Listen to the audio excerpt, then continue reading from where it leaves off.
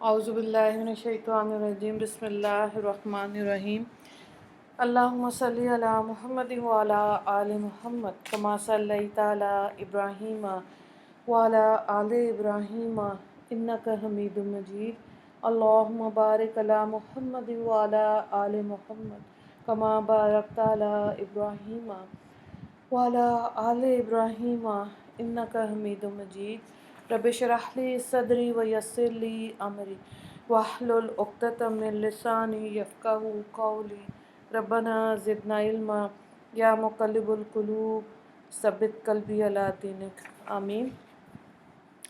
آج سیرت الانبیاء میں ہم چیپٹر نمبر 6 کریں گے، حضرت ابراہیم علیہ السلام۔ 7 سوالات ہیں، دیکھیں حضرت ابراہیم علیہ السلام کب پیدا ہوئے۔ دوسرا سوال ہے نجومی نے آپ کی پیدائش پر کیا کہا۔ تیسرا سوال ہے کہ حضرت ابراہیم نے مرنے کے بعد زندگی کے بارے میں اللہ تعالیٰ سے کیا سوال کیا۔ حضرت ہاجرہ سے نکاح کے وقت آپ کی عمر کیا تھی۔ زمزم کا کیا مطلب ہے۔ کویسچن نمبر 6، حضرت ابراہیم کی کیا عمر تھی جب وہ فوت ہوئے۔ حضرت ابراہیم علیہ السلام کی 10 سنتیں تحریر کریں۔ حضرت ابراہیم علیہ السلام حضرت عیسیٰ علیہ السلام سے 2000 سال پہلے پیدا ہوئے۔ آپ کے والد کا نام آزر اور والدہ کا نام امبالہ تھا۔ آپ کی ولادت عراق کے شہر ادر میں ہوئی، بعض نے بابل بھی لکھا ہے۔ آپ کی ولادت سے پہلے نجومی نے وقت کے بادشاہ نمرود سے کہا تھا، ایسا لگتا ہے کہ آپ کی حکومت کے تباہ برباد ہونے کا وقت آ گیا۔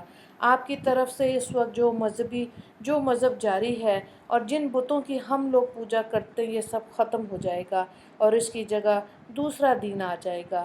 قصص القرآن سے یہ روایت لی گئی۔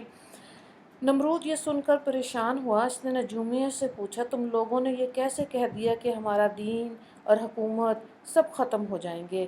نجومیہ نے جواب دیا، اسی سال اس شہر میں ابراہیم نامی ایک لڑکا پیدا ہوگا، اس کے ذریعے آپ کی حکومت اور یہ سارا نظام پاش ہو جائے گا۔ نجومیوں سے یہ بات سن کر نمرود نے پورے ملک میں یہ اعلان کر دیا، اس سال جس گھر میں بھی بچہ پیدا ہو اسے قتل کر دیا جائے۔ آپ کی والدہ یہ حکم سن کر پریشان ہو گئیں۔ ان کے ہاں بچہ پیدا ہونے والا تھا۔ پہلے تو انہوں نے اپنے شوہر سے بھی یہ بات چھپائی رکھی، لیکن پھر شوہر کو بتانا پڑا۔ اب انہوں نے بچے کی پیدائش کے لیے غار تلاش کیا۔ چنانچہ حضرت ابراہیم علیہ السلام اس غار میں پیدا ہوئے۔ ولادت کے بعد آپ کی والدہ کو وہیں چھوڑ کر گھر آ گئیں۔ دودھ پلانے کے لیے غار میں چلی جاتی اور پھر واپس آ جاتی۔ اسی غار میں آپ کی پرورش ہوتی رہی اور غار سے باہر کسی آدمی کو کانوں کان خبر ہی نہ ہوئی۔ اس غار میں 5 سال کے ہو گئے۔ اس کے بعد آپ ایک روز غار سے باہر آئے تو آپ کی آنکھوں کے سامنے نئی چیزیں آنا شروع ہوئیں۔ باپ بتلاتا چلا گیا، یہ فلاں چیز ہے، یہ فلاں چیز ہے، اس چیز کا نام یہ ہے، اس چیز کا نام یہ ہے۔ حضرت ابراہیم علیہ السلام نے اپنی والدہ سے پوچھا، اماں میرا رب پالنے والا کون؟ اس پر اماں نے جواب دیا، میں ہی ہوں، کیونکہ میں ہی تمہاری پرورش کرتی ہوں۔ اس پر حضرت ابراہیم علیہ السلام نے پوچھا، آپ کا رب کون ہے؟ ماں نے جواب دیا، تمہارا باپ آزر۔ اس پر آپ نے پھر پوچھا، اچھا امی میرے والد کا رب کون ہے؟ اماں نے جواب دیا، نمرود بادشاہ۔ آپ نے پھر پوچھا کہ نمرود کا رب کون ہے؟ ماں اپنے چھوٹے سے بچے کی باتیں سن کر حیرت زدہ رہ گئی۔ آپ کے سوالات سے تنگ آ کے منہ پہ تماچا مارا اور بولی، خبردار آئندہ ایسی باتیں زبان پر نہ لانا، تجھے کیا معلوم نمرود تو سارے عراق کا مالک ہے۔ حضرت ابراہیم والدہ کے اس جواب سے مطمئن نہ ہوئے اور فرمانے لگے، آپ کچھ بھی کہیں، میری عقل میں آپ کی باتیں نہیں آئیں، آخر دنیا کا نظام کس طرح چل رہا ہے؟ والدہ اس سوال کا کوئی جواب نہ دے سکیں۔ ادھر چونکہ اللہ تعالیٰ آپ کو نبوت سے نوازنے والے تھے اور آپ کے ذریعے لوگوں کی ہدایت کا کام لیا جانے والا تھا، اس لیے آپ کے دل میں یہ باتیں آنا شروع ہو گئیں کہ یہ طرح طرح کے جانور، رنگ برنگ پھول پودے، یہ زمین آسمان کیسے پیدا ہوا؟ ان کا پیدا کرنے والا کون ہے؟ دراصل یہ پاکیزہ خیالات اللہ کی طرف سے تھے۔ حضرت ابراہیم علیہ السلام کچھ بڑے ہوئے تو آپ نے اپنی قوم کو بتوں اور ستاروں کی عبادت کرتے دیکھا۔ آپ نے اپنے والد کو بھی بت بناتے اور اس کی پوجا کرتے دیکھا۔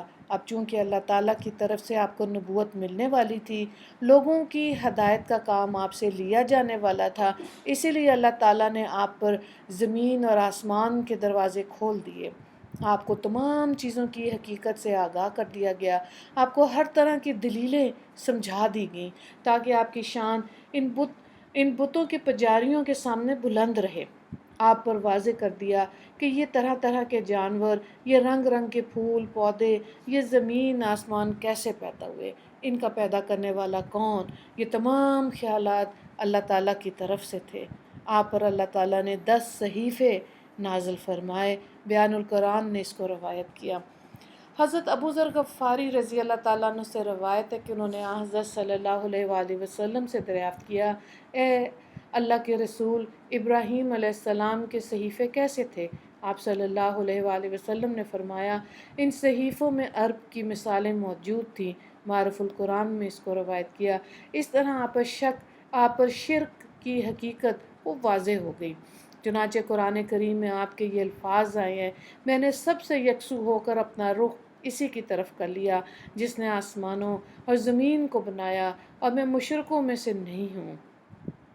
اب آپ نے تبلیغ شروع کی۔ سب سے پہلے اپنے والد سے فرمایا، اے میرے ابا جان، آپ اس چیز کی کیوں عبادت کرتے ہیں جو نہ سنتی ہے، نہ دیکھتی ہے، اور نہ آپ کے کچھ کام آ سکتی ہے؟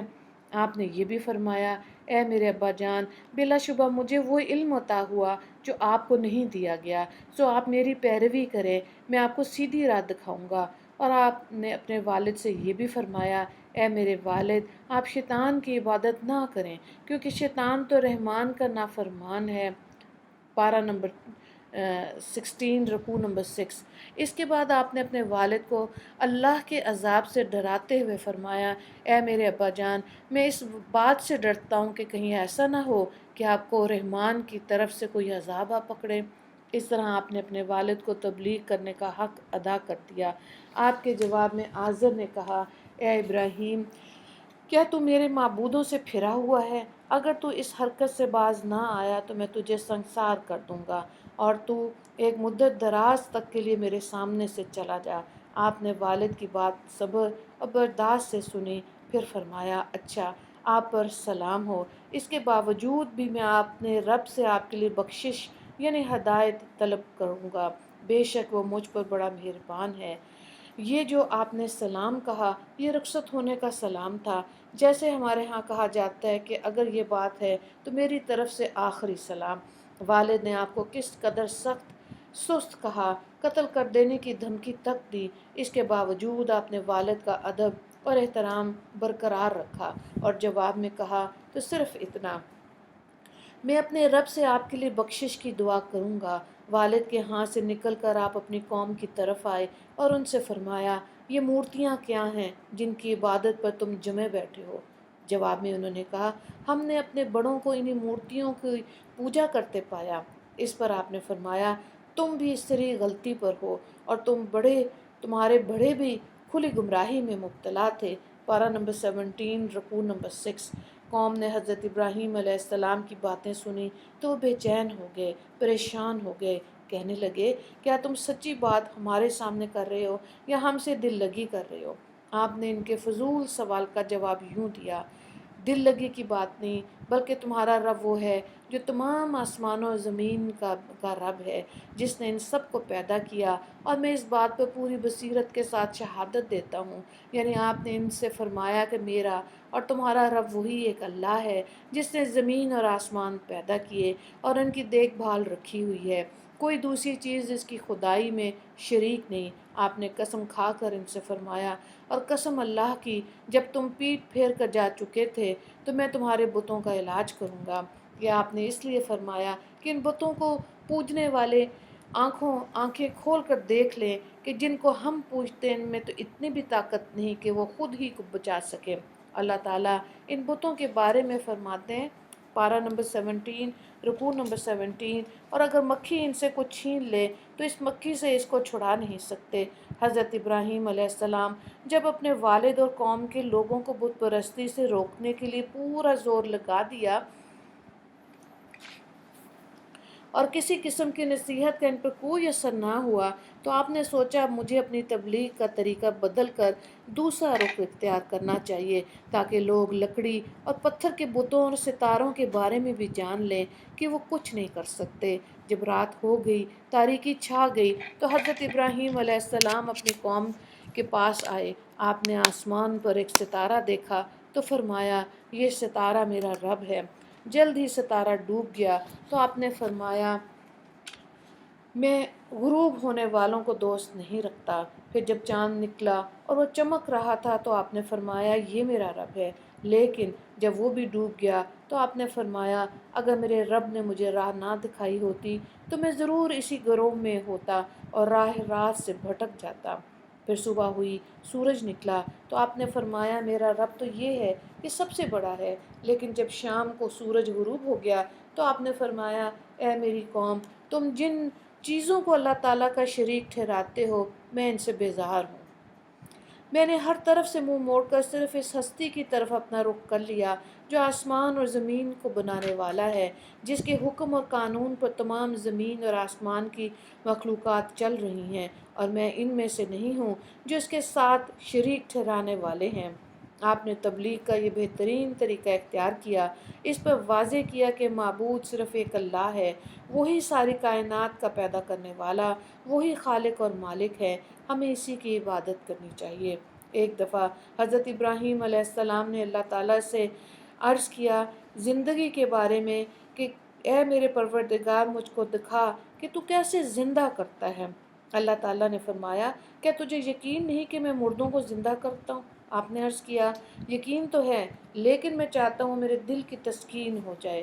اب اللہ تعالیٰ نے فرمایا 4 پرندے پکڑ لو، انہیں اپنے ساتھ پالو تاکہ وہ تم سے مانوس ہو جائیں تو ان کے ٹکڑے کر ڈالنا، پھر ان ٹکڑوں کو ملا جلا کر 4 پہاڑوں پر رکھ دے اور ان کو بلا، وہ تیری طرف دوڑتے ہوئے آئیں گے، بس جان لے اللہ غالب حکمت والا ہے۔ پارہ نمبر 3 رکوع نمبر 35۔ یہ بھی کہا جاتا ہے کہ پرندوں کا کیمہ بنایا گیا تھا، پھر اس کیمے کے 4 حصے کر کے ایک حصہ ایک پہاڑ پر رکھ دیا گیا، اور اس وقت حضرت ابراہیم علیہ السلام نے ان کو ایک ایک بلایا تو باری باری زندہ ہو کر آپ کے پاس آتے گئے۔ اس بارے میں روایت یہ بھی ہے کہ وہ پرندے بھی مختلف تھے، ان میں ایک مور تھا، ایک مرغ، ایک کبوتر اور ایک کوا تھا۔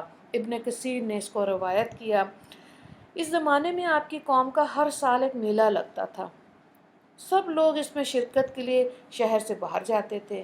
میلہ دیکھنے کا وقت آیا تو سب جانے لگے، آپ سے بھی کہا گیا آپ بھی ہمارے ساتھ چلیں، لیکن حضرت ابراہیم علیہ السلام نے انکار کر دیا۔ قوم نے اصرار کیا کہ نہیں ضرور چلیں، تب آپ نے انہیں خاموش کرنے کے لیے مجبوراً فرمایا میری طبیعت کچھ ناساز ہے اور آپ واقعی ان لوگوں سے ان کی بت پرستی کی وجہ سے کڑتے رہتے تھے، پریشان بے چین رہتے تھے، لہٰذا ان حالات میں یہ کہہ سکتے تھے کہ میری طبیعت کچھ ناساز ہے۔ ایسا کہنا جھوٹ میں شامل نہیں تھا، وہ لوگ بتوں کے ساتھ ساتھ ستاروں کی بھی پوجتے تھے۔ آپ نے جب یہ کہا کہ میں کچھ بیمار ہوں تو ساتھ میں آپ نے ستاروں کی طرف دیکھا بھی تھا، اس سے وہ لوگ یہ سمجھے کہ ابراہیم علیہ السلام نے ستاروں کے ذریعے سے یہ جانا کہ آپ عنقریب بیمار پڑنے والے ہیں۔ آپ کی یہ بات سن کر وہ آپ کو وہیں چھوڑ کر چلے گئے۔ یہی آپ چاہتے تھے، اس طرح آپ کو موقع مل گیا ان جھوٹے خداؤں کی خبر لے سکیں۔ ان لوگوں کے جاتے ہی آپ بت خانے میں جا گھسے اور ان سے کہنے لگے تم کیوں نہیں کھاتے، کیوں نہیں بولتے؟ پھر آپ جاگ گھسے ان میں اور دائنے ہاتھ سے انہیں ضربیں لگانے لگے۔ پارہ نمبر 23 رکوع نمبر 7۔ اس طرح انہیں ٹکڑے ٹکڑے کر ڈالا، لیکن آپ نے سب سے بڑے بت کو نہیں توڑا، اسے اسی طرح رہنے دیا تاکہ وہ لوگ آ کر اس کی طرف متوجہ ہوں۔ پھر جب قوم کے لوگ واپس آئے تو انہوں نے اپنے بتوں کو ٹکڑے ٹکڑے پایا۔ ان کی یہ حالت دیکھ کر کہنے لگے یہ ناشائستہ حرکت اور یہ گستاخی ہماری دیوی دیوتاؤں کے ساتھ کس نے کی ہے؟ کچھ لوگوں نے حضرت ابراہیم علیہ السلام کے منہ سے یہ الفاظ سن لیے تھے کہ میں تمہارے بتوں کا علاج کروں گا۔ یہ خیال آتے ہی کہنے لگے ہم نے ابراہیم کو بتوں کو برا کہتے سنا، یہ کام ضرور اس کا ہے۔ اس پر کچھ لوگوں نے کہا تب پھر اسے یہاں لے آؤ، ان میں سے کچھ گئے اور حضرت ابراہیم علیہ السلام کو لے آئے۔ پھر آپ سے پوچھا گیا، اے ابراہیم، کیا تو نے ہمارے معبودوں کے ساتھ یہ توڑ پھوڑ کی ہے؟ ان کی بات کے جواب میں حضرت ابراہیم علیہ السلام نے فرمایا، یہ حرکت ان کے اس بڑے نے کی، اگر یہ بول سکتے ہوں تو خود ان بتوں ہی سے پوچھ لو۔ پارہ نمبر 17، رکوع نمبر 5۔ آپ کے یہ کہنے کا مطلب تھا کہ تم لوگ مجھ سے کیوں پوچھتے ہو، اس بڑے بت سے کیوں نہیں پوچھتے جو صحیح سالم کھڑا ہے؟ کلہاڑا بھی اس کے پاس موجود ہے جس سے بتوں کو توڑا گیا، ظاہر ہے کام اسی کا ہے۔ اور یہ کہنے سے آپ کا مقصد بتوں کی بے بسی ثابت کرنا تھا۔ مشرکوں نے آپ کی بات سن کر کہا، اے ابراہیم، تو جانتا ہی بت بول نہیں سکتے۔ پھر وہ شرم کے مارے سر جھکا کر بیٹھ گئے۔ یہ بات تو حضرت ابراہیم علیہ السلام ان پر واضح کرنا چاہتے تھے کہ یہ بت جنہیں تم اپنا معبود خیال کرتے ہو، یہ نہ تو بول سکتے، نہ سن سکتے، نہ کسی کو نفع پہنچا سکتے، نہ نقصان۔ آپ نے ان سے فرمایا، تو کیا تم خدا کو چھوڑ کر ایسوں کی عبادت کرتے ہو جو نہ تمہیں کچھ نقصان پہنچا سکتے ہیں نہ نفع؟ تف ہے تم پر اور ان پر جن کو تم خدا کے سوا پوچھتے ہو۔ کیا تم اتنی بات بھی نہیں سمجھتے؟ اس قدر واضح بات بھی وہ نہ سمجھ سکے۔ ان کے دلوں پر تالے پڑ چکے تھے۔ بت پرستی سے باز آنے کی بجائے الٹا وہ حضرت ابراہیم علیہ السلام کو تکلیف پہنچانے کی تدبیریں سوچنے لگے۔ اس وقت کے بادشاہ کو بھی حضرت ابراہیم علیہ السلام کے بارے میں یہ سب باتیں معلوم ہو گئیں۔ وہ اپنی بادشاہت کے لیے فکر مند ہو گیا، اس لیے وہ بھی ان مشرکوں کے ساتھ دینے کے لیے تیار ہو گیا۔ اس کی وجہ یہ تھی کہ نجومی اسے پہلے ہی خبردار کر چکے تھے کہ ایک بچہ پیدا ہوگا جو تمہاری حکومت کو تباہ کرے گا۔ وہ بہت خوف زدہ تھا، چنانچہ اس نے حکم دیا، ابراہیم کو میرے سامنے حاضر کرو۔ اس کے سپاہی حضرت ابراہیم علیہ السلام کو اس کے دربار میں لے آئے۔ باقی سب نے نمرود کو سجدہ کیا۔ آپ سیدھے کھڑے رہے، ان کے سامنے سر تک نہ جھکایا۔ اس پر نمرود غصے میں آ گیا۔ اس نے کہا، تو نے مجھے سجدہ کیوں نہیں کیا؟ اس پر حضرت ابراہیم علیہ السلام نے فرمایا، میں صرف اپنے پروردگار کو سجدہ کرتا ہوں۔ اس نے کہا، تیرا پروردگار کون ہے؟ حضرت ابراہیم علیہ السلام نے فرمایا، میرا پروردگار وہ ہے جو زندہ کرتا ہے اور مارتا ہے۔ یہ سن کر وہ بولا، یہ کام تو میں بھی کر سکتا ہوں۔ یہ کہہ کے اس نے 2 قیدیوں کو بلایا، ان میں سے ایک کو قتل کر دیا، دوسرے کو چھوڑ دیا۔ اس طرح گویا اس نے یہ ثابت کر دیا کہ وہ بھی زندہ کرتا ہے، مارتا ہے۔ حضرت ابراہیم علیہ السلام کا مقصد تو دراصل یہ نہیں تھا، لیکن نمرود پرلے درجے کا بے وقوف تھا۔ چنانچہ آپ نے اس سے ایسا سوال کیا جس کا وہ کسی طرح جواب نہ دے سکا۔ آپ نے فرمایا، میرا رب تو وہ ہے جو سورج کو مشرق سے نکالتا ہے تو اسے مغرب سے نکال کر دکھا دے۔ یہ سن کر نمرود حیران رہ گیا، اس نے کوئی جواب نہ دیا۔ نمرود کے بارے میں مورخوں نے، تاریخ لکھنے والوں نے کہا کہ بادشاہ نمرود بن کنان بن سام تھا۔ اس کی حکومت بابل اور اس کے چاروں طرف پھیلی ہوئی تھی۔ بے حد مغرور، خدائی کا دعویٰ کرتا تھا۔ اپنے خدائی کے دعوے میں یہ اس قدر مغرور ہو چکا تھا کہ ایک مرتبہ اس نے آسمان کی طرف تیر پھینکا اور بولا، اگر آسمان میں کوئی خدا ہے تو میں اسے اس تیر سے ختم کر دوں گا۔ نعوذ باللہ۔ اللہ کی شان کہ وہ تیر اوپر سے خون آلودہ ہو کر زمین پر گرا۔ بس پھر کیا تھا، وہ خوشی سے پاگل ہو گیا اور بے خود ہو کے کہنے لگا، دیکھا، میں نے آسمان کے خدا کو ایک ہی تیر سے ہلاک کر دیا۔ ادھر قوم بھی اپنے بتوں کی وجہ سے بہت غصے میں تھی۔ اب انہیں نمرود کا بھی ساتھ مل گیا، چنانچہ انہوں نے آپس میں مل کر فیصلہ کیا، ابراہیم کو آگ میں جلا دو، اپنے معبودوں کا بدلہ لے لو، کچھ کرنا ہے تو یہی کرو۔ بعض مورخوں نے لکھا ہے کہ حضرت ابراہیم علیہ السلام کو آگ میں ڈالنے کا مشورہ شیطان نے دیا، اور وہ یہ مشورہ دینے کے لیے ایک بوڑھے شخص کے بھیس میں آیا تھا۔ اب ان لوگوں نے آگ جلانے کی تیاریاں شروع کر دیں۔ سارے شہر کے لوگ 1 ماہ تک لکڑیاں جمع کرتے رہے، پھر ان لکڑیوں میں آگ لگا کر اس میں دھونکتے رہے، آگ کو بھڑکاتے رہے، یہاں تک کہ اس کے شعلے اس قدر بلند ہوئے کہ کوئی پرندہ اس پر سے گزرے تو جل جائے۔ اب ان کے سامنے سوال یہ تھا کہ آگ کو آگ میں ڈالیں کیسے؟ آگ کے پاس جانا تو کسی کے بس کی بات نہیں تھی۔ تب ایک بار پھر شیطان نے آ کے انہیں مشورہ دیا، اسے منبخیک میں رکھ کر آگ میں گرا دو۔ یہ ایسا پتھر پھینکنے کی ایک مشین سی ہوتی تھی جس کے ذریعے قلعوں پر پتھر برسائے جاتے تھے، اس طرح قلعوں کی دیواریں ٹوٹ جاتی تھیں۔ اب ان لوگوں نے آپ کو اس میں بٹھایا۔ جب اس کے ذریعے آپ کو آگ میں گرایا جانے لگا تو تمام فرشتے پکار اٹھے، یا اللہ، آپ کے خلیل کے ساتھ کیا ہو رہا ہے؟ اللہ تعالیٰ نے فرشتوں کو آپ کی مدد کرنے کی اجازت دے دی۔ فرشتے آپ کی خدمت میں حاضر ہوئے اور بولے، ہم آپ کی مدد کے لیے آئے ہیں۔ آپ نے فوراً فرمایا، میرے لیے میرا اللہ کافی ہے اور بہترین کارساز ہے۔ جبرائیل علیہ السلام نے عرض کیا، آپ کو میری مدد کی ضرورت ہو تو میں حاضر ہوں۔ آپ نے جواب دیا، مجھے آپ کی مدد کی ضرورت نہیں، جس ذات کے لیے میرے ساتھ یہ معاملہ کیا جا رہا ہے وہ علیم اور خبیر ہے، مجھے دیکھ رہا ہے، وہ جو کچھ میرے لیے تجویز فرمائے میں اس پہ راضی ہوں۔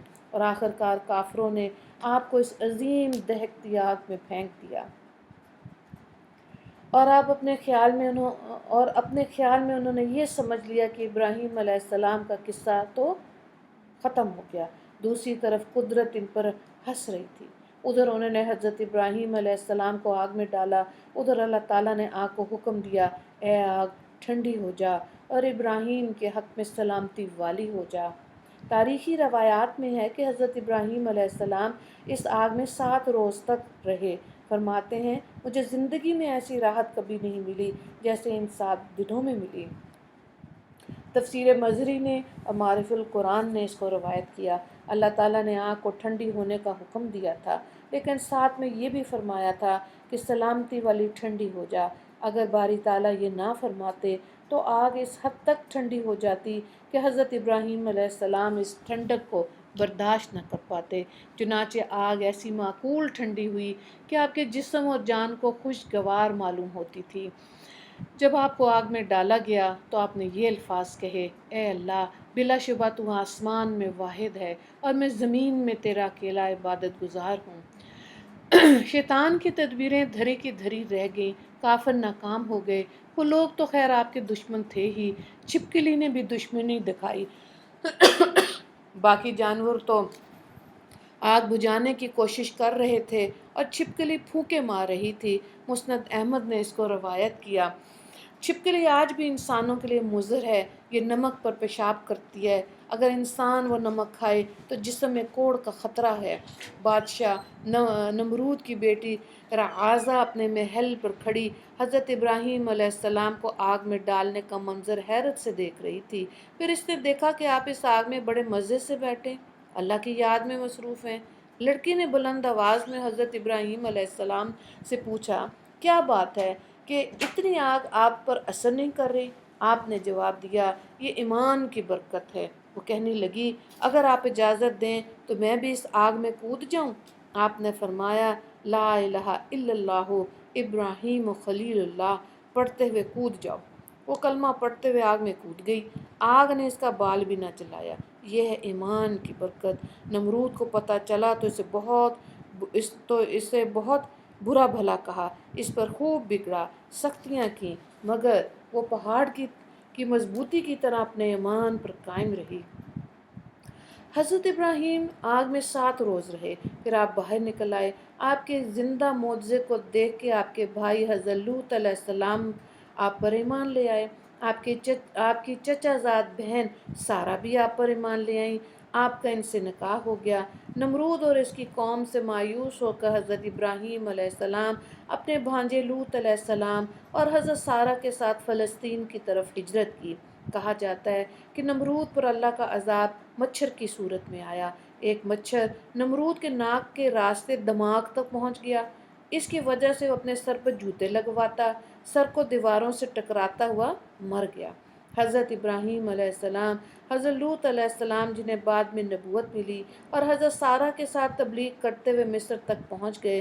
حضرت سارہ بہت زیادہ خوبصورت تھیں، ان کا حسن بے مثال تھا، جلد ان کے حسن کی شہرت پھیل گئی۔ اس زمانے میں مصر کے بادشاہ کا لقب فرعون تھا۔ اس زمانے کے فرعون کا نام سنان بن الوان تھا۔ یہ بہت فاسق، فاجر، ہوس پرست تھا، خوبصورت عورتوں کا دیوانہ تھا۔ حضرت سارہ علیہ السلام کے حسن کی شہرت اس تک بھی پہنچ گئی۔ اس نے اپنے سپاہیوں کو حکم دیا، اس حسین عورت کو پکڑ کے لاؤ۔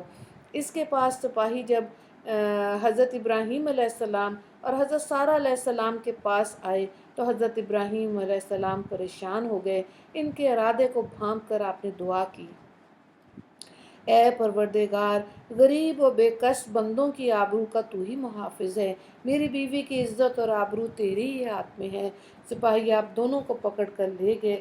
حضرت ابراہیم علیہ السلام کو تو انہوں نے جیل میں ڈال دیا اور حضرت سارہ کو فرعون کے سامنے پیش کر دیا۔ اس نے بری نیت سے حضرت سارہ کی طرف ہاتھ بڑھایا ہی تھا کہ اس کا ہاتھ خشک ہو گیا۔ اب تو وہ بہت گھبرایا، اپنے کیے پہ شرمندہ ہوا اور اس نے خیال کیا یہ کوئی اللہ کی ولیہ ہے، اس سے معافی مانگ لینی چاہیے۔ چنانچہ اس نے کہا، آپ مجھے معاف کر دیں، میرے لیے دعا کریں، میں برے ارادے سے باز آیا، توبہ کرتا ہوں۔ حضرت سارہ کو اس پر ترس آیا، آپ نے اسے معاف کر دیا۔ جو ہی آپ نے معاف کیا اس کا ہاتھ ٹھیک ہو گیا۔ اپنے بھلے چنگے ہاتھ کو دیکھ کر اس پر شیطان سوار ہو گیا۔ اس نے خیال کیا مجھے وہم ہو گیا تھا، میرے ہاتھ کو تو کچھ بھی نہیں ہوا۔ چنانچہ اس نے پھر ہاتھ بڑھایا، فوراً ہی ہاتھ پھر شل ہو گیا۔ اس پر پھر معافی مانگی، آپ نے پھر معاف کر دیا، ہاتھ پھر ٹھیک ہو گیا۔ اس نے پھر وہی خیال کیا، تیسری مرتبہ پھر ہاتھ بڑھایا، ہاتھ پھر نکارا ہو گیا۔ اس نے پھر معافی مانگی، آپ نے معاف کر دیا۔ اس کا ہاتھ پھر ٹھیک ہو گیا۔ اس مرتبہ اس نے سچے دل سے معافی مانگی۔ وہ جان گیا یہ عورت کوئی عام عورت نہیں۔ وہ اس واقعے سے اس قدر متاثر ہوا کہ اپنی بیٹی حضرت ہاجرہ علیہ السلام آپ کو ہبہ کر دی اور کہنے لگا، یہ میری بیٹی آپ کی خدمت کرے گی۔ پھر اس نے حضرت ابراہیم علیہ السلام کو جیل سے نکلوایا، اس کا بہت اکرام کیا۔ حضرت ابراہیم علیہ السلام ان دونوں کو لے کر وہاں سے فلسطین کے علاقے کنعان میں آ گئے۔ اس وقت حضرت سارہ کی عمر 70 سال ہو چکی تھی اور ان کے ہاں کوئی اولاد نہیں ہوئی، لہٰذا آپ نے خود ہی حضرت ابراہیم علیہ السلام سے کہا، آپ ہاجرہ سے شادی کر لیں۔ اس طرح آپ نے ان سے نکاح کیا۔ اس وقت آپ کی عمر 86 ایئرس تھی۔ اللہ تعالیٰ کی طرف سے ایک فرشتہ ان کے پاس آیا اور ان سے کہا، اے ہاجرہ مبارک ہو، تیرے ہاں لڑکا پیدا ہوگا، اس کا نام اسماعیل رکھنا۔ اللہ کی قدرت کے پہلے ہی حضرت ہاجرہ کے ہاں بیٹا پیدا ہوا، ان کا نام اسماعیل رکھا گیا۔ حضرت اسماعیل علیہ السلام بہت خوبصورت تھے، ان کی پیشانی میں نور چمک رہا تھا۔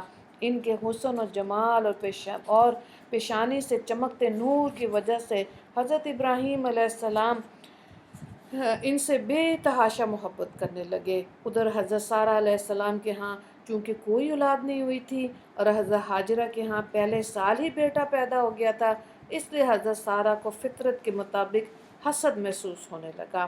وہ حضرت ابراہیم علیہ السلام سے یہ مطالبہ کرنے لگی کہ ان دونوں کو میرے پاس سے کہیں دور چھوڑاؤ تاکہ یہ مجھے نظر نہ آئیں۔ حضرت سارہ کا مطالبہ آپ کے لیے بہت پریشان کن تھا، آپ الجھن میں مبتلا ہو گئے۔ آخر اللہ تعالیٰ کی طرف سے وحی نازل ہوئی۔ اللہ تعالیٰ نے فرمایا، مصلحت اسی میں ہے کہ سارہ کی بات مان لی جائے۔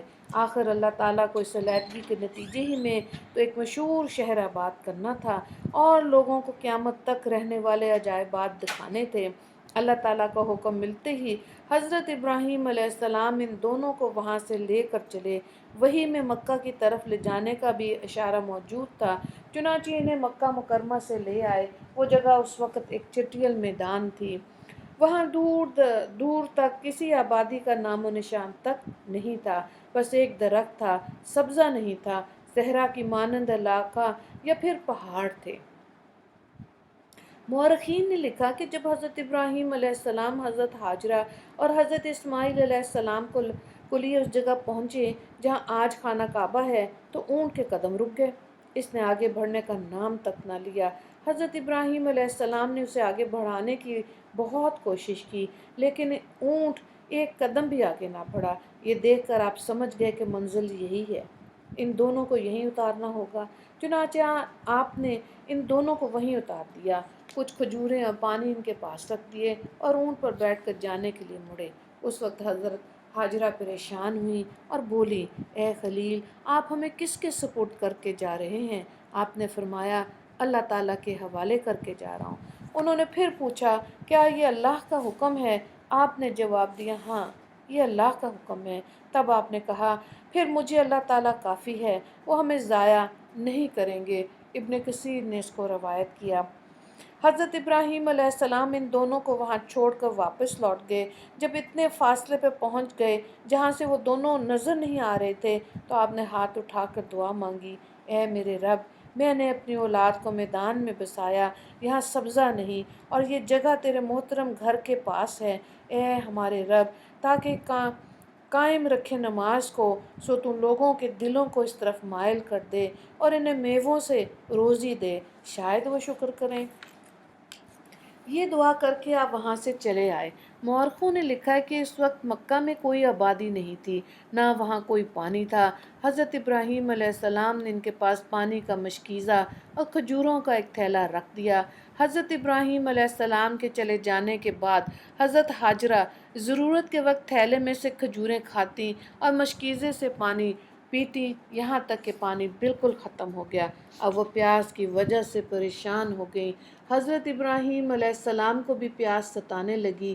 بچے کی وجہ سے حضرت ہاجرہ بے قرار ہو کر کھڑی ہو گئیں۔ ساتھ ہی صفا پہاڑی تھی، انہوں نے سوچا اس پر چڑھ کر چاروں طرف کا جائزہ لیا جائے، کہیں پانی ہے یا نہیں۔ صفا پہاڑ پر انہیں دور دور تک نہ کوئی انسان نظر آیا، نہ کہیں پانی کے آثار نظر آئے۔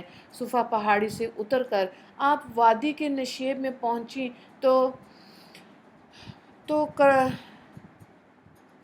کرتے کا کنارہ اٹھا کر اس طرح دوڑیں جیسے ایک پریشان حال انسان دوڑا کرتا ہے۔ یہ وہ جگہ ہے جہاں حاجی صفا اور مروہ کے درمیان سعی کے وقت دوڑتے ہیں۔ یہاں اس جگہ حضرت ہاجرہ اس لیے دوڑی تھیں کہ نشیب میں اتر آنے کے وجہ سے بچہ ان کی نظروں سے اوجھل ہو گیا تھا، اس لیے آپ نے دوڑ کر اس جگہ کو عبور کیا اور مروہ پہاڑی پر جا پہنچی۔ مروہ پہاڑی سے بھی انہیں پانی نظر نہ آیا، نہ کوئی انسان نظر آیا۔ اب وہ بیتاب ہو کر پھر صفا کی طرف چلی۔ نشیب میں پہنچتے ہی آپ نے پھر دوڑ لگائی اور صفا پر پہنچی۔ اس طرح آپ نے 7 چکر لگائے۔ اس واقعے کی یاد میں اللہ تعالیٰ نے قیامت تک کے لیے حج اور عمرہ کرنے کے لیے آنے والوں کو 7 چکر لگانے کا حکم دیا۔ اب جب بھی کوئی عمرہ کرتا یا حج کرتا ہے تو ان دونوں پہاڑوں کے 7 چکر لگاتا ہے۔ آخری چکر کے وقت جب آپ مروہ پر تھیں تو آپ کو ایک فرشتہ نظر آیا۔ آپ اسے دیکھ کر بچے کے پاس آ گئیں۔ فرشتے نے اپنی ایڑی سے زمین پر اشارہ کیا تو وہاں سے پانی نکلنے لگا۔ بعض نے لکھا ہے کہ حضرت اسماعیل علیہ السلام نے جس جگہ ایڑیاں رگڑیں وہاں سے پانی نکل آیا۔ حضرت ہاجرہ نے جو پانی ابلتے دیکھا تو اسے دونوں ہاتھوں سے روکنے لگیں، مشکیزے میں پانی بھر لیا، لیکن پانی تو پھیلتا جا رہا تھا، وہ تو ابل رہا تھا۔ جب آپ نے پانی کو اس طرح پھیلتے دیکھا تو گھبرا کے فرمایا، زم زم، یعنی ٹھہر جا، ٹھہر جا۔ پھر یہی نام اس پانی کا مشہور ہوا، اور حضرت ابن عباس رضی اللہ تعالیٰ عنہ فرماتے ہیں، نبی کریم صلی اللہ علیہ وآلہ وسلم نے فرمایا، اللہ تعالیٰ اسماعیل علیہ السلام کی والدہ پر رحم فرمائے، اگر کہیں وہ زمزم کو رہنے دیتی اور یہ نہ کہتی کہ زمزم، تو وہ آج بہتا ہوا چشمہ ہوتا، یا آپ صلی اللہ علیہ وآلہ وسلم نے یہ فرمایا کہ وہ اپنے ہاتھوں سے اٹھا اٹھا کے مشت میں نہ بھرتی تو آج یہ بہتا ہوا چشمہ ہوتا۔ اب آپ نے پانی پیا، بچے کو دودھ پلایا۔ اس وقت فرشتے نے کہا، تم اس بچے کی ہلاکت کا خوف نہ کرو، یہاں بیت اللہ ہے، یہ بچہ اور اس کے والد اس کی تعمیر کریں گے اور اللہ تعالیٰ انہیں پریشان نہیں کریں گے۔ اس طرح زمزم جاری ہوا، اس وقت سے لے کر آج تک یہ جاری اور ساری ہے۔ حاجی تبرک کے طور پر اپنے ساتھ لاتے ہیں اور وہاں خوب دل کھول کر پیتے ہیں۔ زمزم روئے زمین پر سب سے بہتر پانی ہے۔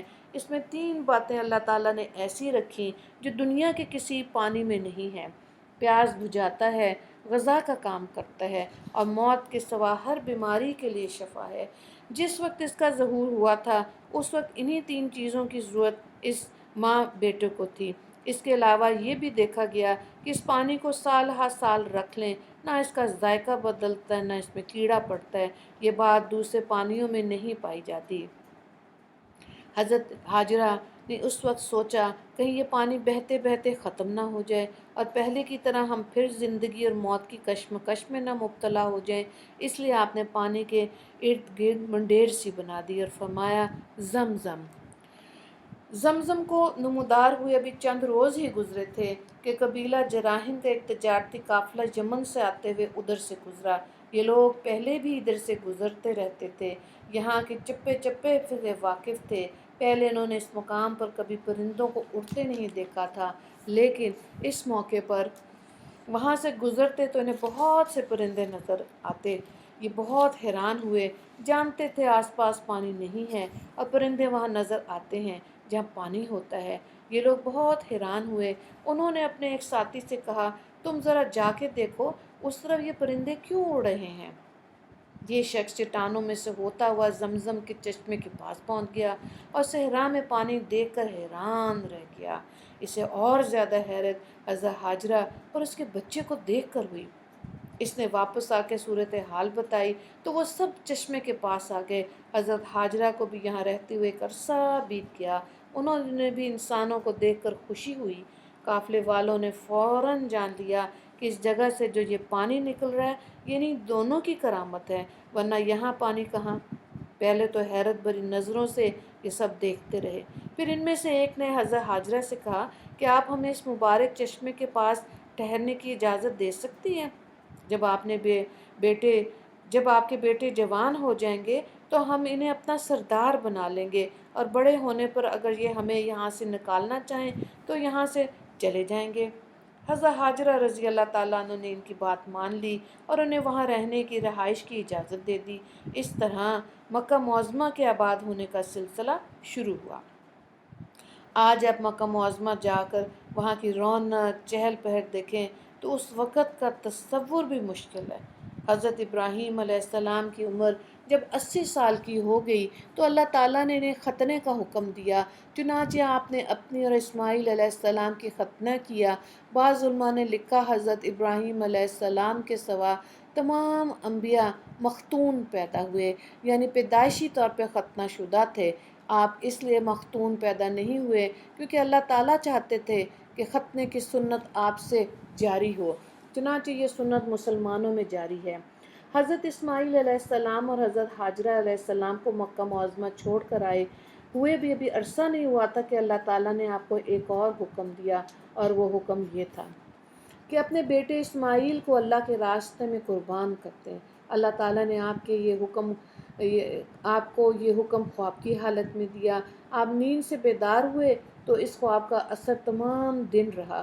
آپ پریشان تھے کہ اس خواب کا کیا مطلب، کبھی کوئی خیال آتا کبھی کوئی، تمام دن اسی حالت میں گزرا۔ یہ خواب 8 ذی الحج کو دکھائی دیا، 9 ذی الحج کو وہی خواب پھر نظر آیا۔ 9 ذی الحج والے دن آپ پریشان نہ رہے، آپ کو اطمینان ہو گیا، آپ جان گئے کہ یہ اسماعیل کے قربان کرنے کا حکم ہے۔ 10 ذی الحج کی رات پھر خواب نظر آیا، تب آپ نے اس خواب کا ذکر حضرت اسماعیل علیہ السلام سے کیا۔ اللہ تعالیٰ نے قرآن کریم میں اس واقعے کا ذکر ان الفاظ میں کیا۔ پھر جب وہ اسماعیل علیہ السلام ایسی عمر کو پہنچے کہ ابراہیم علیہ السلام کے ساتھ دوڑنے، بھاگنے، چلنے پھرنے اور ان کا ہاتھ بٹانے لگے تو ابراہیم علیہ السلام نے کہا، اے میرے بیٹے، میں خواب میں دیکھتا ہوں کہ تجھے ذبح کر رہا ہوں، تو غور کر کے اپنی رائے بتا۔ حضرت اسماعیل علیہ السلام نے جب یہ خواب سنا تو ہنسی خوشی بادب طریقے سے جواب دیا، اے میرے ابا جان، آپ کو جو حکم دیا گیا ہے اسے کر ڈالیے، انشاءاللہ آپ مجھے صبر کرنے والوں میں پائیں گے۔ سورہ صافات کا رکوع نمبر 3۔ دعاؤں سے مانگے۔ اس بیٹے کو ذبح کرنے کا حکم اس وقت دیا گیا جب بیٹا ساتھ چلنے پھرنے کے قابل ہو گیا تھا، اور وہ وقت آ گیا تھا جب وہ باپ کا سہارا ثابت ہوتا۔ اس وقت حضرت اسماعیل علیہ السلام کی عمر 13 سال کے قریب تھی۔ بعض علماء نے لکھا کہ آپ بالغ ہو چکے تھے۔ اس موقع پر حضرت اسماعیل علیہ السلام نے چند گزارشات کیں۔ آپ چھری کو تیز کر لیں تاکہ قربانی میں دیر نہ لگے، مجھے رسی سے باندھ دیں تاکہ میرے تڑپنے کی وجہ سے آپ کے کپڑے خراب نہ ہوں، مجھے زمین پر اوندا لٹائیں تاکہ میرے چہرے پر نظر پڑنے سے باپ کی محبت جوش میں نہ آئے اور میں اس سعادت سے محروم نہ رہ جاؤں۔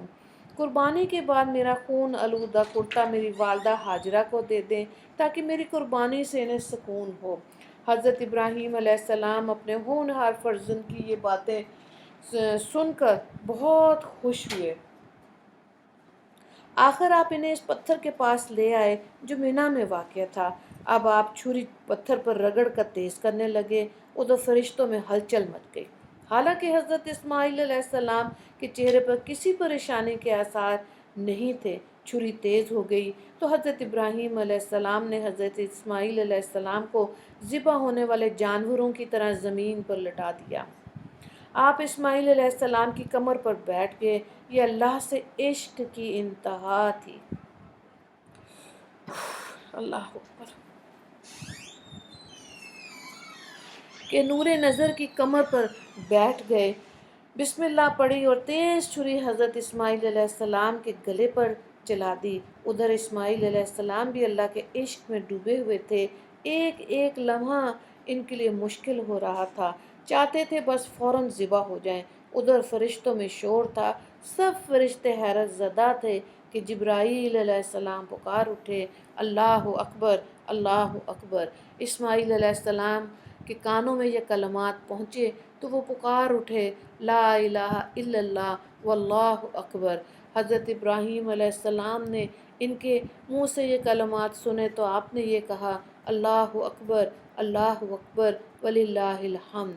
اب یہ کلمات عید الاضحیٰ کے موقع پر تمام مسلمان 9 ذی الحج کی نماز فجر سے 13 ذی الحج نماز عصر تک ہر فرض نماز کے بعد پڑھتے ہیں۔ ان سے اس واقعے کی یاد دہانی ہوتی ہے۔ ان جملوں کو تکبیرات تشریق کہتے ہیں۔ اس کا مجموعہ یہ ہے، اللہ اکبر، لا الہ الا اللہ واللہ اکبر، اللہ اکبر وللہ الحمد۔ حضرت ابراہیم علیہ السلام نے حضرت اسماعیل علیہ السلام کو قربان کرنے کے لیے پورا زور صرف کیا۔ پھر حضرت اسماعیل علیہ السلام پر ایک ایک لمحہ مشکل ہو رہا تھا۔ وہ بے چین تھے کہ آخر میری قربانی میں اتنی دیر کیوں لگ رہی ہے۔ پھر یہاں تک ہوا کہ حضرت ابراہیم علیہ السلام نے بہت زور سے چھری چلائی اور ایک مرتبہ نہیں، بار بار چلائی، مگر حضرت اسماعیل علیہ السلام کا ایک بال بھی نہ کٹا۔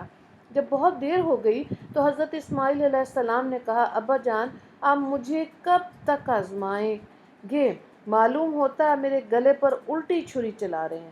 حضرت ابراہیم علیہ السلام نے فرمایا، بیٹے میں تو سیدھی چھری چلا رہا ہوں، میں خود حیران ہوں کہ اتنی تیز چھری اپنا کام کیوں نہیں کر رہی۔ اس پر بیٹے نے کہا، اچھا تو پھر ایسا کریں کہ چھری کی نوک میرے گلے پر رکھ کر اس پر اپنا پورا زور لگائیں۔ آپ نے یہ بھی کر کے دیکھ لیا، لیکن اسماعیل علیہ السلام کے گلے پر خراش تک نہ آئی۔ اس موقع پر حضرت ابراہیم علیہ السلام حضرت اسماعیل علیہ السلام کی اطاعت کا کمال ثابت ہو گیا۔ خواب میں ملنے والے حکم کی وضاحتیں کی جا سکتی تھیں، لیکن آپ نے کچھ بھی نہیں کیا، بس اللہ کا حکم جوں کا توں پورا کر دکھایا۔ بعض مورخوں نے لکھا ہے کہ باپ بیٹی کی قربانی کے جذبے کو دیکھ کر شیطان بہت گھبرایا۔ وہ فوراً حضرت حاجرہ کے پاس ایک بوڑھے کی صورت میں آیا اور بولا، اے حاجرہ تجھے خبر بھی ہے کہ ابراہیم تیرے لگتے جگر کو کہاں لے گئے؟ جواب میں حضرت حاجرہ نے کہا، ہاں مجھے معلوم ہے، وہ دونوں کسی بہت بڑے کام کے لیے گئے ہیں۔ اس پر شیطان نے ہنس کر کہا، نہیں تمہیں نہیں معلوم، وہ تو تمہارے بیٹے کو ذبح کرنے کے لیے لے گئے۔ بی بی حاجرہ نے فوراً کہا، چل دور ہو، تو کوئی پاگل ہے، دیوانہ ہے، کوئی باپ اپنے بیٹے کو ذبح کرتا ہے؟ اب اس نے کہا، تمہیں نہیں معلوم، تمہارے شوہر کو تو یہ حکم اللہ کی طرف سے ملا ہے۔ یہ سن کر حضرت حاجرہ نے کہا، اگر تیری بات درست ہے تو پھر فکر کی کون سی بات ہے؟ اس سے زیادہ خوش قسمتی کیا ہوگی کہ میرے پیارے بچے کو اللہ کے راستے میں قربان کر دیا جائے۔ حضرت حاجرہ علیہ السلام کا جواب سن کر شیطان مردود کے منہ پر پھٹکار پڑسی ناکام ہو کر ابراہیم علیہ السلام کے پاس آیا اور ان سے بولا، ابراہیم تمہیں کیا ہو گیا؟ نبی ہو کر اپنے گھر کے چشم و چراغ کو قتل کر رہے ہو؟ جواب میں ابراہیم علیہ السلام نے فرمایا، یہ میرے رب کا حکم ہے، دور ہو جا میرے پاس سے۔ اب اس نے کہا، اے ابراہیم اللہ سے ڈرو، تمہیں معلوم نہیں کہ قابیل نے اپنے بھائی حابیل کو قتل کر دیا تھا تو کیا مصیبت میں گرفتار ہوا تھا؟ مجھے ڈر ہے کہیں تمہارا بھی وہی حال نہ ہو۔ اس کے جواب میں ابراہیم علیہ السلام نے فرمایا، تمہیں معلوم نہیں قابیل نے حابیل کو ایک حسین عورت کی خاطر قتل کیا تھا، جبکہ میں اپنے بیٹے نور نظر کو اپنے مولا کی رضامندی حاصل کرنے کے لیے اس کے حکم کی تعمیل میں ذبح کر رہا ہوں۔ شیطان یہاں بھی مایوس ہو گیا۔ کہا جاتا ہے اس طرح حضرت اسماعیل علیہ السلام کو بھی ورگلانے کی کوشش کی، لیکن آپ بھی اس کی باتوں میں نہ آئے اور وہ بری طرح ناکام و نامراد ہوا۔ اب اس نے ڈرونی صورت اختیار کی اور آگے جا کر ان کے راستے میں کھڑا ہو گیا۔ حضرت ابراہیم علیہ السلام نے اسے 7 کنکریاں ماری، وہ زمین میں دھس گیا۔ منا میں یہ وہ جگہ ہے جہاں 3 جمرات بنے ہوئے ہیں، اور حاجی صاحبان ابراہیم علیہ السلام کی پیروی میں ان تینوں جمرات پر 7 کنکریاں مارتے ہیں۔ ان تینوں جمرات کے نام جمرہ اخری، جمرہ وسطیٰ اور جمرہ اولی ہیں۔ حضرت ابن عباس رضی اللہ تعالیٰ عنہ سے روایت ہے کہ نبی کریم صلی اللہ علیہ وآلہ وسلم نے ارشاد فرمایا، شیطان آپ کو جمرہ اخری کی جگہ نظر آیا، آپ نے اسے 7 کنکریاں ماری یہاں تک کہ وہ زمین میں دھس گیا۔ پھر وہ جمرہ وسطیٰ کی جگہ نظر آیا، آپ نے پھر اسے 7 کنکریاں ماری یہاں تک کہ وہ زمین میں دھس گیا۔ پھر جمرہ اولی کی جگہ نظر آیا تو آپ نے پھر 7 کنکریاں ماری، وہ پھر زمین میں دھس گیا۔ حضرت ابن عباس رضی اللہ تعالیٰ عنہ نے فرمایا، تم جب شیطانوں کو کنکریاں مارتے ہو تو دراصل اپنے باپ ابراہیم علیہ السلام کے دین پر چلتے ہو۔ حضرت ابراہیم علیہ السلام کا حکم اللہ کا حکم پورا کر چکے تھے، لیکن اللہ کی مرضی یہ نہیں تھی کہ وہ حضرت اسماعیل علیہ السلام ذبح ہوں۔ اللہ کی مرضی تو یہ تھی کہ حضرت ابراہیم علیہ السلام اور حضرت اسماعیل علیہ السلام کی قربانیوں کا نمونہ انسانوں کو دکھائیں۔ اس لیے اللہ تعالیٰ نے ان کی جان کے بدلے جنت سے مینڈھا بھیج کر اسے ذبح کروا دیا۔ یہ بکرا وہ تھا جو حضرت ابراہیم علیہ السلام کے بیٹے حابیل نے قابیل سے صلح ہونے کے بعد اللہ کے نام پر نذر کیا تھا، اور ان کی نذر قبول ہونے کی صورت میں اٹھوا کر جنت میں پہنچا دیا، اور جو حضرت اسماعیل علیہ السلام کے اس واقعے تک جنت کا آب و دانہ کھا کے پلتا رہا۔ حضرت ابراہیم علیہ السلام کے ہاتھوں ذبح ہونے والے اس مینڈے کے سینگ سال ہا سال تک بیت اللہ شریف کے اندر لٹکتے رہے۔ حجاج بن یوسف کے زمانے میں جب کعبۃ اللہ کو آگ لگی تو یہ سینگ اس میں جل گئے۔ اللہ تعالیٰ نے اسماعیل علیہ السلام کی جگہ بکرا ذبح کرا کے عالم انسانیت پر عظیم احسان فرمایا۔ اگر اسماعیل علیہ السلام ہی ذبح ہوتے تو قیامت تک یہی حکم جاری رہتا اور انسان کی قربانی لازمی قرار پائی جاتی۔ بہرحال دونوں خوشی خوشی گھر واپس آ گئے۔ یوں تو حضرت ابراہیم علیہ السلام فلسطین میں قیام پذیر تھے، پھر بھی سواری پر سوار ہو کر اپنی بیوی ہاجرہ اور صاحبزادے حضرت اسماعیل علیہ السلام سے ملنے کے لیے مکہ معظمہ آ جایا کرتے تھے۔ سواری پر بیٹھے بیٹھے دونوں کو دیکھ کر واپس چلے جاتے تھے۔ زمزم کے نمودار ہونے کے بعد وہاں کی آبادی بہت تیزی سے اضافہ ہوتا گیا۔ اسماعیل علیہ السلام بھی بڑے ہو گئے۔ قبیلہ جراحیم کے آباد ہونے کی وجہ سے آپ کو عربی زبان پر عبور ہو گیا، حتیٰ کہ جوان ہو کر اسی قبیلے میں ان کی شادی بھی ہو گئی۔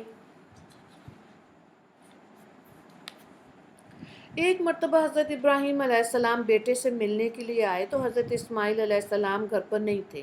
آپ نے اپنی بہو سے پوچھا، اسماعیل کہاں ہے؟ اس نے بتایا، ہمارے لیے روزی تلاش کرنے گئے ہیں۔ آپ نے ان سے پوچھا، گھر میں کیسے گزر بسر ہوتی ہے؟ بہو نے جواب دیا، بہت بری حالت ہے، تنگی میں دن گزر رہے ہیں۔ اس عورت کو یہ معلوم نہیں تھا کہ یہ سوالات پوچھنے والے اس کے سسر اور حضرت اسماعیل علیہ السلام کے والد ہیں۔ ابراہیم علیہ السلام نے اس کا جواب سن کر فرمایا، جب اسماعیل آئیں تو ان سے میرا سلام کہنا اور کہنا اپنے دروازے کی چوکھٹ بدل دیں۔ حضرت اسماعیل علیہ السلام گھر آئے تو بیوی نے ان کے آنے سے اور سوالات کرنے کے بارے میں بتایا اور اپنا جواب بھی بتایا، پھر ان کی ہدایت کے بارے میں ذکر کیا۔ ساری تفصیلات سن کے حضرت اسماعیل علیہ السلام نے فرمایا، وہ میرے والد تھے، وہ مجھے حکم دے گئے ہیں کہ تمہیں طلاق دے دوں، لہٰذا میں تمہیں طلاق دیتا ہوں۔ طلاق کے بعد آپ نے دوسری شادی کی۔ حضرت ابراہیم علیہ السلام کافی عرصے بعد پھر ملنے کے لیے آئے۔ اس وقت بھی حضرت اسماعیل علیہ السلام گھر پر نہیں تھے۔ آپ نے بہو سے پوچھا، اسماعیل کہاں ہیں؟ بہو نے جواب دیا ضرورت کی کچھ چیزیں لینے گئے ہیں۔ اب آپ نے گھر کے حالات پوچھے، کیسی گزر رہی ہے؟ بہو نے جواب دیا اللہ کے فضل سے بڑی راحت آرام سے گزر رہی ہے۔ آپ نے پوچھا کھانے کو کیا ملتا ہے؟ بہو نے بتایا گوشت ملتا ہے۔ آپ نے پوچھا اور پینے کو؟ بہو نے کہا پانی۔ آپ نے یہ سن کر ان کے گوشت و پانی میں برکت کی دعا کر دی۔ حضرت صلی اللہ علیہ وآلہ وسلم فرماتے ہیں اس زمانے میں وہاں غلہ تھا ہی نہیں۔ اب آپ نے بہو سے کہا جب تمہارے شوہر آئیں تو میرا سلام کہنا اور کہنا اپنے دروازے کی چوکھٹ قائم رکھیں۔ حضرت اسماعیل علیہ السلام گھر آئے تو بیوی سے پوچھا میرے جانے کے بعد کوئی صاحب ملنے کے لیے تو نہیں آئے تھے؟ بیوی نے جواب دیا جی ہاں، ایک بہت باوقار بزرگ آئے تھے۔ پہلے تو آپ کے متعلق پوچھا، پھر پوچھا کیسی گزر رہی ہے۔ میں نے جواب دیا کہ ہم بہت راحت میں زندگی بسر کر رہے ہیں۔ اس پر حضرت اسماعیل علیہ السلام نے پوچھا انہوں نے کچھ اور بھی کہا؟ بیوی نے کہا جی ہاں، انہوں نے آپ کو سلام کہا اور یہ کہا کہ اپنے دروازے کی چوکھٹ کو قائم رکھیں۔ حضرت اسماعیل علیہ السلام نے فرمایا وہ میرے والد تھے اور فرما گئے کہ تمہیں جدا نہ کروں اور وہ چوکھٹ تم ہی ہو۔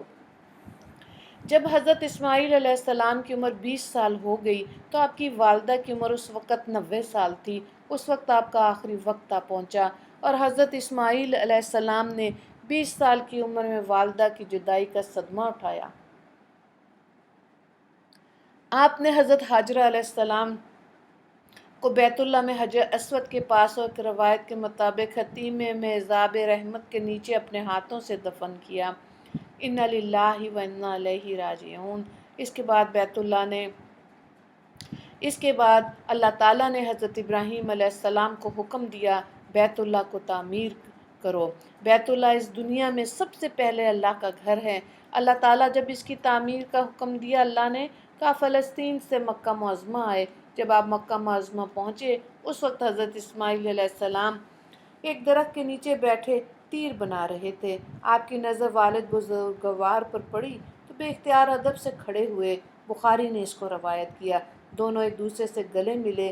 پھر حضرت ابراہیم علیہ السلام نے فرمایا میرے بیٹے اللہ تعالیٰ نے مجھے حکم دیا ہے۔ اسماعیل فوراً بولے اللہ تعالیٰ نے آپ کو کس طرح حکم دیا ہے آپ اسی طرح کیجیے۔ آپ نے پوچھا تم بھی اس کام میں میری مدد کرو گے نا؟ جی کیوں نہیں کروں گا، انہوں نے فوراً کہا۔ تب حضرت ابراہیم علیہ السلام نے فرمایا اچھا تو اللہ تعالیٰ نے مجھے حکم دیا کہ میں اس ابھرے ہوئے ٹیلے کے ارد گرد ایک گھر بناؤں۔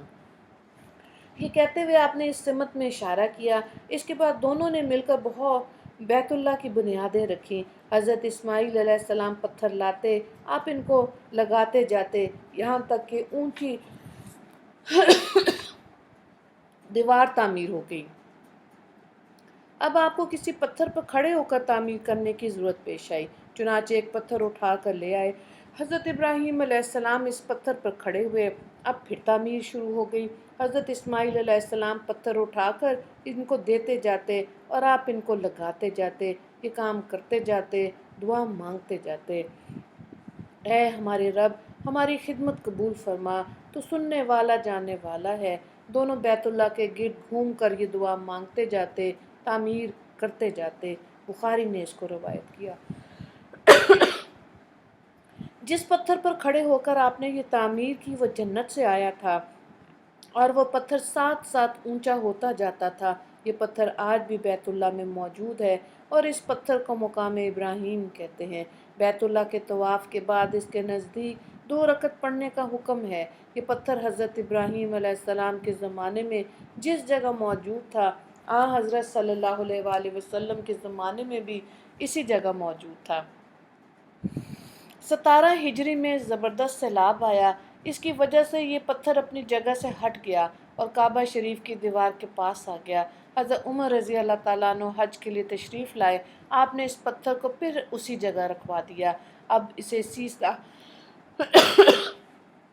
پگھلا کر زمین میں جما دیا تاکہ ہلے جلے نہیں۔ خلیفہ مہدی عباس کے دور میں بھی اس میں شگاف پڑ گیا تھا۔ مہدی عباسی نے 161 ہجری میں 1000 دینار خرچ کر کے اس پر سونے کا پتھر پانی چڑھوایا تاکہ ٹوٹنے سے محفوظ رہے۔ اس کے ارد گرد شیشے کا خول ہے، پہلے یہ نظر نہیں آتا تھا، اب شیشے کے خول کی وجہ سے سب اسے دیکھ سکتے ہیں۔ حضرت اسماعیل اور حضرت ابراہیم علیہ السلام کی محنت کا اندازہ لگائیں کہ اس وقت جدید سہولتیں تو حاصل تھی نہیں۔ حضرت اسماعیل علیہ السلام پہاڑوں سے پتھر اٹھا کر لاتے تھے اور یہ کوئی کام آسان نہ تھا۔ خالی ہاتھ وہاں پہاڑوں پر چڑھنا اترنا ہی کس قدر مشکل تھا، پھر درمیان میں فاصلہ بھی تھا۔ ادھر حضرت ابراہیم علیہ السلام کو تعمیر کے کام کا تجربہ تو تھا نہیں، اس لیے اس کام میں خوب مشقت تھی، لیکن انہیں جو مزہ آ رہا تھا اس سے وہ واقف تھے۔ حضرت ابراہیم علیہ السلام بیت اللہ کی تعمیر سے فارغ ہو گئے، اللہ کی بارگاہ میں عرض کیا، باری تعالیٰ اب میرے لیے کیا حکم ہے؟ اللہ تعالیٰ نے حکم دیا، اب آپ حج کا اعلان کریں۔ اس پر حضرت ابراہیم علیہ السلام نے عرض کیا، پروردگار بھلا میری کمزور آواز کہاں تک پہنچے گی، کتنے لوگ اسے سنیں گے؟ اللہ تعالیٰ نے ارشاد فرمایا، ہمارے حکم کی تعمیل کرنا آپ کا کام ہے، لوگوں تک آپ کی آواز پہنچانا ہمارا کام ہے۔ اس وقت حج کی ابتدا ہوئی، دنیا کے کونے کونے سے لوگ حج کے لیے بیت اللہ کا رخ کرتے ہیں، اللہ کے گھر کا طواف کرتے ہیں، حجر اسود کو بوسہ دیتے ہیں، مقام ابراہیم پر دو رکعت پڑھتے ہیں، صفا و مروہ کے چکر کاٹتے ہیں، اپنا دنیاوی لباس اتار کر کفن نما لباس اوپر لے کر یعنی احرام کی 2 چادروں میں ننگے سر غلاموں کی طرح اللہ کے دربار میں اپنی حاضری کا اعلان کرتے ہیں۔ لبیک اللہم لبیک لبیک لا شریک لک لبیک ان الحمد والنعمت لک والملک لا شریک لک۔ حاجی لوگ منی، مزدلفہ اور عرفات میں اپنا سامان اٹھا کر مزدوروں کی طرح چلتے پھرتے ہیں، شیطانوں کو کنکریاں مارتے ہیں، قربانی کرتے ہیں۔ اللہ کا حکم ملتے ہی آپ ابھی کبھی اس پہاڑ کی چوٹی پر چڑھ کر حج کا اعلان فرمایا۔ حدیث میں ہے، جس نے اس آواز پر، چاہے وہ پیدا ہو چکا تھا یا بھی پیدا نہیں ہوا تھا اور عالم ارواح میں تھا، اس اعلان پہ لبیک کہا، وہ حج ضرور کرتا ہے۔ جس نے 2 مرتبہ لبیک کہا وہ 2 مرتبہ حج کرے گا۔ مطلب یہ کہ جس نے جتنی مرتبہ لبیک کہا وہ اتنے ہی مرتبہ حج کرے گا۔ حضرت ابراہیم علیہ السلام نے 175 یا 200 سال کی عمر پائی۔ وفات کے بعد آپ کے دونوں صاحبزادوں حضرت اسماعیل علیہ السلام، حضرت اسحاق علیہ السلام نے اپنے ہاتھوں سے آپ کو مدینۃ الخلیل یا قصبہ خلیل الرحمن میں دفن کیا۔ 10 باتیں حضرت ابراہیم علیہ السلام کی سنت ہیں: مونچھیں کٹوانا، داڑھی رکھنا، مسواک کرنا، پانی سے ناک کی صفائی کرنا، ناخن کاٹنا، انگلیوں کے جوڑ دھونا، بغلوں کے بال صاف کرنا، زیر ناف بال صاف کرنا، استنجا کرنا اور ختنہ کرنا۔ یہ 10 باتیں تمام انبیاء کی بھی سنت ہیں۔ آپ نے 3 شادیاں کی، 2 کا ذکر ہم پڑھ چکے۔ اس کے علاوہ آپ نے ایک شادی اور کی تھی، تیسری بیوی کا نام کتورہ تھا۔ آپ نے ان سے حضرت سارہ کے انتقال کے بعد نکاح کیا۔ حضرت سارہ سے آپ کے ہاں حضرت اسحاق علیہ السلام پیدا ہوئے۔ حضرت حاجرہ سے حضرت اسماعیل علیہ السلام پیدا ہوئے، اور جب حضرت اسماعیل علیہ السلام پیدا ہوئے اس وقت آپ کی عمر 100 سال کی تھی۔ حضرت سارہ کی عمر 95 یا 99 سال ہو چکی تھی، یعنی حضرت اسماعیل علیہ السلام حضرت اسحاق علیہ السلام سے 14 سال بڑے ہیں۔ یہ دونوں آپ کے ہاں بڑھاپے میں پیدا ہوئے۔ تیسری بیوی کتورہ سے بھی آپ کے ہاں 6 بچے پیدا ہوئے۔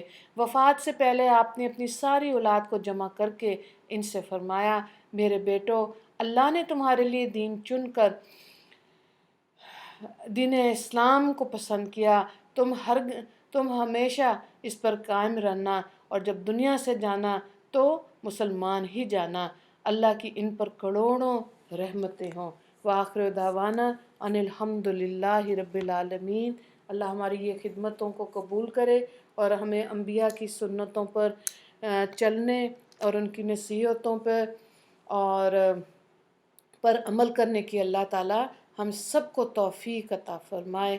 اللہ تعالیٰ ہمیں دنیا اور آخرت کی کامیابیاں عطا فرمائے۔ اور اللہ تعالی ہمیں اپنے محبوب اور مقبول بندوں میں بھی شامل فرمائے۔ وآخر دعوانا ان الحمد للہ رب العالمین۔ اللہم اغفر لی مسلمین والمسلمات والمومنین والمومنات۔ سبحان ربک رب العزت عما یصفون وسلام علی المرسلین والحمد للہ رب العالمین۔ یا اللہ اپنا فضل و رحمت ہم سب پر کر دینا۔ السلام علیکم ورحمۃ اللہ وبرکاتہ۔